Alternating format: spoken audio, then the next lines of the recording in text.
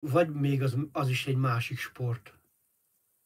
Most hogy van ez? Tehát, jaj, tehát most tényleg így összekavarok amerikai foci, tehát jaj.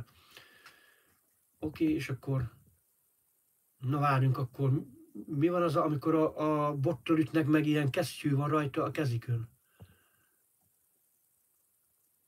A röbbi az egy ütősport. Na várjunk, oké. Na szóval a röbbin van a kesztyű, tehát van ilyen kesztyű, és akkor bottal elütik a labdát, és akkor el kell kapni, és akkor szaladni kell, tehát szaladni kell a labdával lényegében, és akkor